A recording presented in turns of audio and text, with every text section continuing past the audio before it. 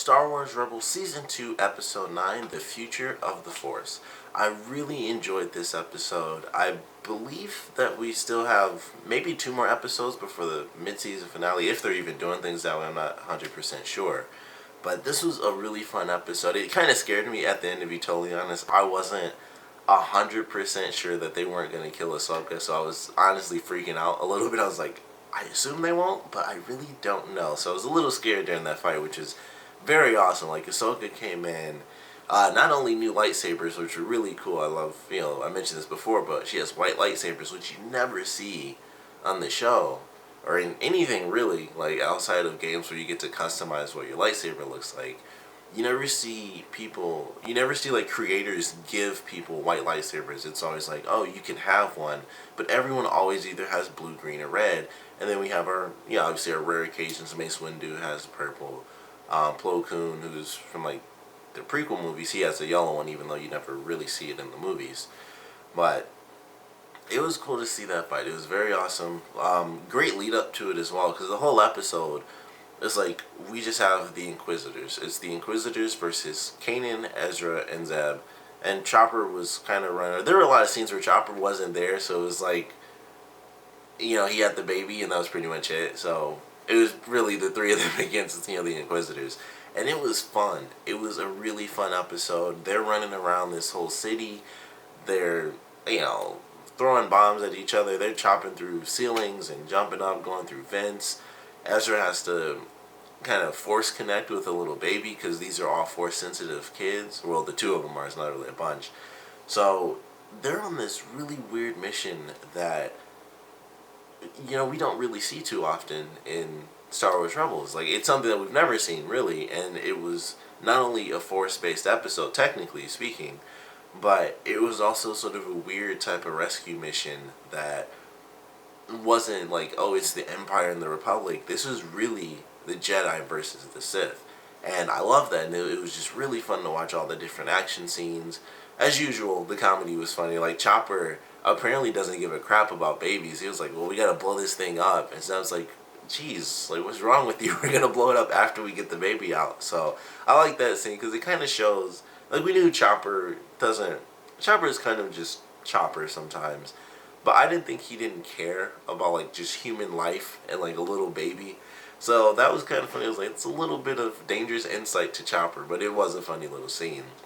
And then, like, basically in the very beginning of the episode, when Kanan's figuring out everything about the mission and stuff, and Ahsoka's like, well, you should probably take Ezra, since he's, force sensitive and everything. And he's like, well, he's already briefed on the mission, and he's just right at the door. So I was like, that's kind of cool. He just, basically at this point, he just knows what Ezra's going to do, and he trusts him, because it's like, well, he's going to be a part of the team, and it didn't even bother him that he was there. So I kind of like that. It shows a difference in their relationship, because I think that happens in the very first episode of the series, where Ezra's like figuring stuff out, and Kanan kind of senses him, and then it's like, what the heck are you doing spying on us and stuff like that. So I was like, it's kind of cool to see how they've grown as characters and grown kind of as a family, really. So that was actually a cool, very minor moment, but it was something I noticed when I saw it. Like, oh, he would have been super pissed if this was like, the first couple episodes of the first season. So I was like, that's actually really cool. Like, they've officially bonded. They've survived so many things out of just, I think we've only had like maybe 30 episodes. I don't think we've even had 30 full episodes of this show yet. And I swear they've survived so many crazy things now that I'm thinking back through the episodes. Like, man, they're only in season 2. I feel like they've survived over 100 different explosions in this series. It probably has been 100 explosions, honestly. And this show kind of added a couple on, for sure. But it was a fun little cat and mouse type of game. And we got some pretty cool fight scenes. We had the one with Kanan and Zeb, where they go up against the Inquisitors. That was pretty cool, with Kanan versus the female Inquisitor. I believe they do both have actual names this time, but I can't remember what they are. And there's also a moment between the Inquisitors where they call it, the guy was like, 7th sister, and she was like 5th brother. I don't know if that means they were teamed up with people a certain amount of times, and they call them brother and sister, and that's how it plays out. Or if it just means, like, you're just the fifth Inquisitor. I would assume there are more than just these two Inquisitors, because they had the Grand Inquisitor, and then there's a bunch of others. Yeah, because they even talk about it before. So there are other Inquisitors. So maybe those terms were like, you're the seventh, female that I've worked with. So you're like the seventh sister that I've had, and then for her, it was like, you're the fifth brother that I've had. So I don't know exactly what that means, but I'm assuming that's what that has to do with. Where it's like, this is, you know, he's just saying like, this is the number that of the line that you're in. Like, basically, I'm gonna move on from you once you die, or something crazy like that. And that's a very Sith mentality. I can understand that. So I got that, but it definitely caught my attention. Like, what does that mean? With like fifth brother and seventh sister, but they were really cool as usual. Like the woman way more. I've said that already, but this episode just made me like her even more than I don't like the other guy. Because honestly, his scenes, I think it's just too impersonal. Like, honestly, he's just the brute force, and it's not. It would be like the Hulk minus any form of entertainment. It's a weird way to put it, but honestly, that's kind of how I feel about his character. He's strong, but really he's just there. They banter, and that's pretty fun. Like when she laughed at him when he was wrong because of the communicator, that was funny. But if that was in reverse, he would have just said something like, "Oh, you're wrong," and that would have been it. So it's like it's one of those just personality things. It's like, she's way more entertaining. Fighting wise, they're pretty even. I still like the woman more because she jumps around and she does all the fancy stuff when they fight. So even that's more entertaining to me, because with him, he did some cool stuff. Because like when when he was like doing the force push against Zeb, that was pretty cool. And it was, like I said, just a brute force thing. And he shot him across the room basically.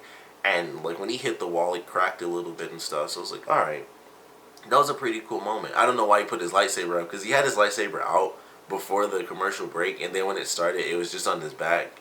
So I was like, that was a little weird, but I guess he knew he didn't need it. So he's like dodging and stuff, and that was pretty entertaining, just watching him fight hand to hand for like 2 seconds, and then he just grabs a punch and just like, alright, you're done. So that was a little bit entertaining. And then during the end fight scene with Ahsoka, he kind of moves a bit, but he isn't doing like the flips and the spins, and that's just always way more entertaining to watch someone do. And for him, he does like even less than like the fancy stuff. He doesn't even seem to like move his lightsaber really fancy. He does kind of like the Vader style, but he's no Vader, so obviously he's not on that level. But he does like the power strikes, like when they were going up against Kanan before they knocked him out. He did like, I think he only swung one time on Kanan, and he just did like a hard swing on him, and that was it. And other than that, it was like he held him up to use the Force so that the other Inquisitor could kick him. And that kind of seems to be his thing, where he uses the Force more than his lightsaber, and she's the one that uses the lightsaber more than the Force. So there's that as far as how they fight. But personality wise, I just still don't really like him as much. I don't mind him being made fun of, because that's a funny scene for me, but I still don't really like him that much. Like, I feel like he needs more personality than he has, but maybe that was the point, is that we have the personality in our female Inquisitor, and then he is like the opposite of that, both personality and fighting wise, because of, lightsaber versus Force use. So maybe that was the whole point. Hopefully that's the point, and we just see that kind of expand a little bit. I don't know how you expand him not doing anything, but I don't know. Like, somehow I'm sure they could figure that out. But I still enjoy them as a duo for sure. Like, as a duo, they still work really well. And of course, it's devastatingly menacing when it's still both of them, because they not only are they both two Sith working together, they have the craziest lightsabers ever. You got two people with double-sided lightsabers that spin like fans, and they're just throwing them, and they can do whatever. And it's just like, I'm just gonna toss this down the hallway, or I'm gonna throw it at like a speeder. I guess it's just a speeder. And so he just throws it, like when he destroyed the vehicle, and it's just like he chopped off like one of the little engines and stuff. And I'm like, man, that type of stuff is really cool.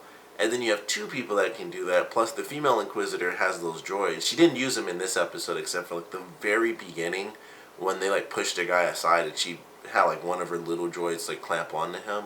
And that was really it. So she didn't use like her little stun droids in this one, but of course she used her probe droids a lot, which by the end, they're basically busted. Like, I knew that was going to happen because I'm like, if they don't destroy this thing, then they're going to lead them back to their home. And that's kind of what makes me believe that we're going to get the mid-season finale next week. And even if we don't, I'm looking forward to however many more episodes we're getting. But it'll probably be next week if they do that. But they also played an episode during Thanksgiving. Or, like, it was on Wednesday, so it was, like, right before Thanksgiving, where pretty much everything else is, like, we're going to stay away from that.